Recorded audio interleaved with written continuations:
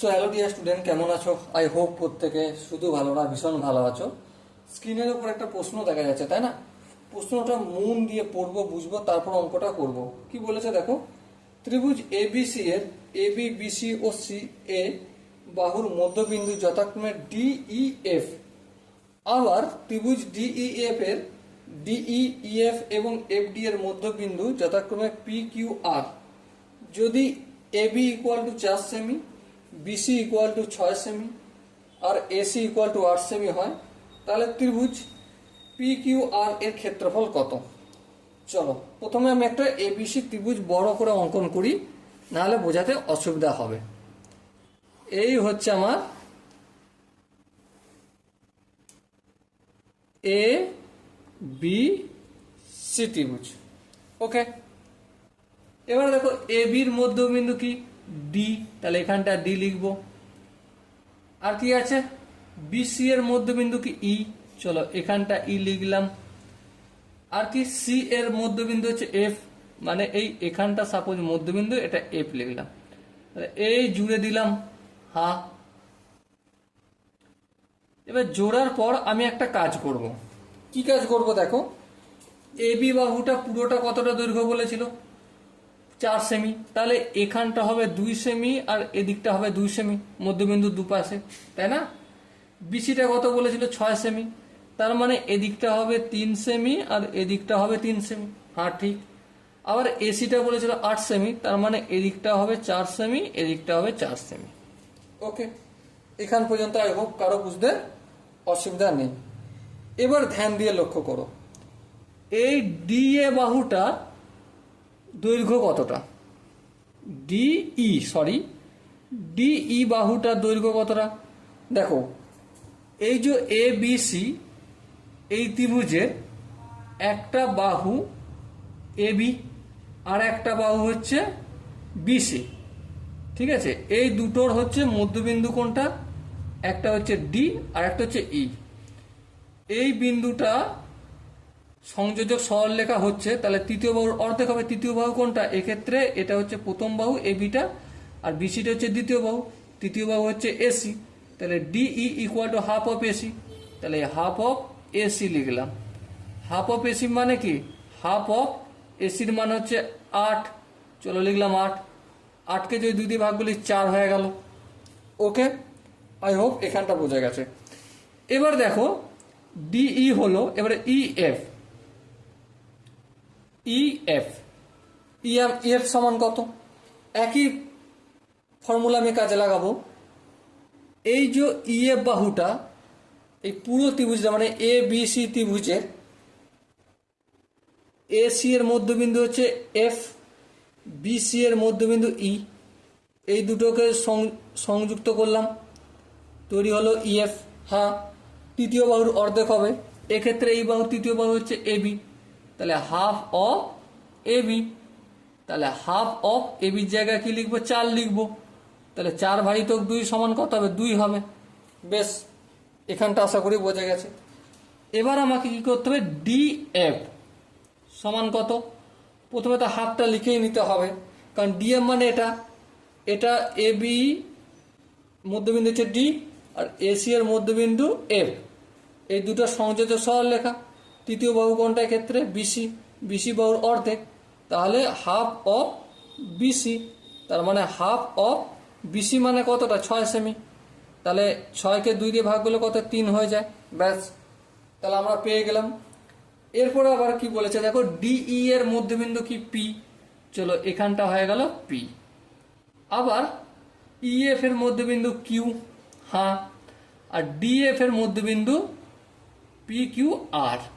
বেশ, এইগুলোকে যোগ করব, পি কিউ আর যোগ করলাম, ঠিক আছে?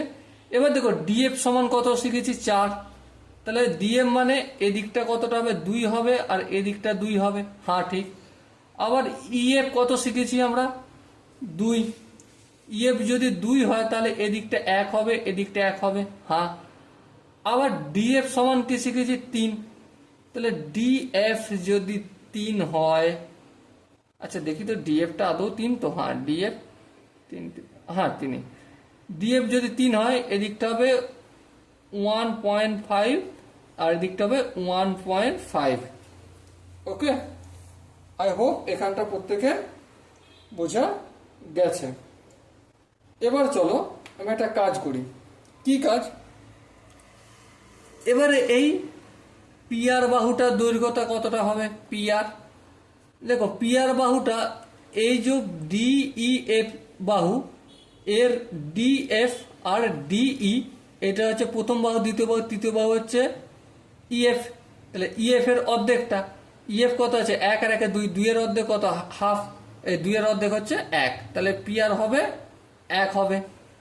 একইভাবে এই যে আর কিউ বাহুটা ভালো করে বুঝবে, এই বাহুটা কার অর্ধেক হবে? এই যে ডিই এর অর্ধেক হবে। ডিই কত আছে? 4। দেখো এখানে 2, এখানে 2, 4, এর হাফ কত? 2, এই 2 লিখলাম।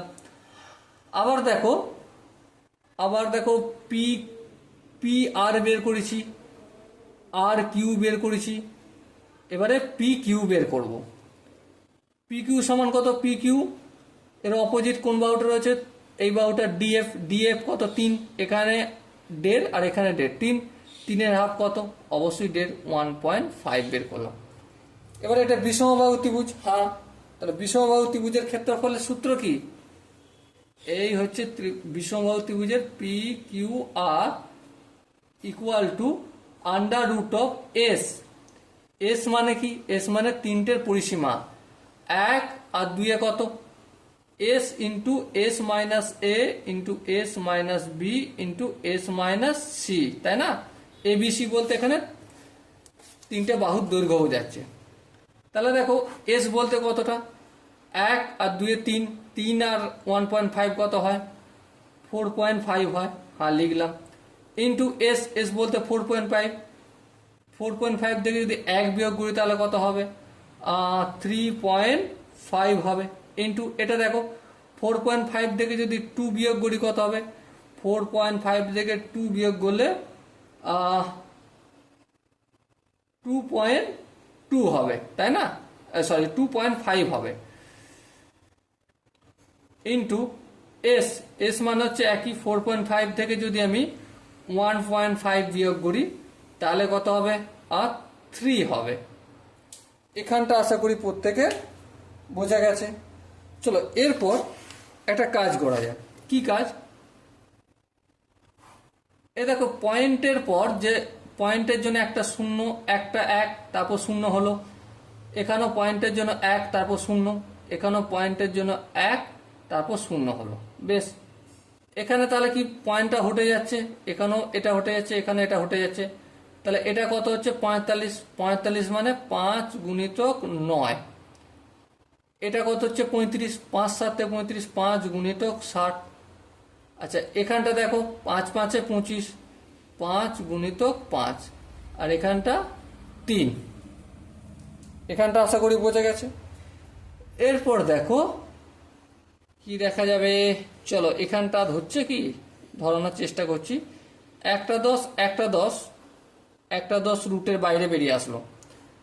একটা 5, একটা 5 রুটের বাইরে একটা 5 আসলো। এখানে একটা 5, এখানে একটা 5, আর একটা রুটের বাইরে আসলো। এই 9 থেকে 3 বাড়িয়ে বেরিয়ে আসবে। এই 7টা আর এই 3টা বেরোতে পারবে না। তা 3 7 কত হয়? 21 হয়। এই 21 রয়ে গেল উপরে, আর নিচে এই 10টা বেরিয়ে আসতে পারবে না, তাহলে এই 10টা রয়ে গেল। ওকে, আই হোপ এখান পর্যন্ত প্রত্যেকে বোঝা গেছে। সো আলটিমেট কি দাঁড়ায়? 5 1 5, 5 2 10।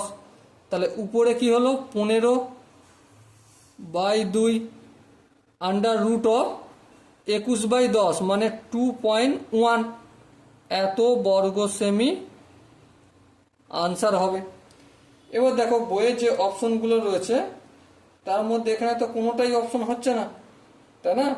সেখানে অপশন ডি কোনোটাই হবে না। আর যদি অপশন থাকতো তাহলে এই অপশনটা ঠিক হতো 15/2 ইন্টু আন্ডার রুট অফ 2.1 বর্গ semi. So dear student, I hope তোমরা প্রত্যেকেই কনসেপ্টগুলো বুঝতে পেরেছো। যদি কনসেপ্টটা বুঝতে পেরে থাকো তো অবশ্যই লাইক শেয়ার সাবস্ক্রাইব করে দেবে। আর যদি না বুঝতে পারো তাহলে কমেন্টে জানাও যে এই জায়গাটা বুঝতে পারিনি। ওকে, সেই কমেন্টের ওপর বেস করে ডেডিকেটেড ভিডিও তোমার জন্য অবশ্যই বানাবো। আর দেখা হচ্ছে পরবর্তী সেশনে। ততক্ষণ পর্যন্ত ভালো থেকো, সুস্থ থেকো এবং জয় হিন্দ।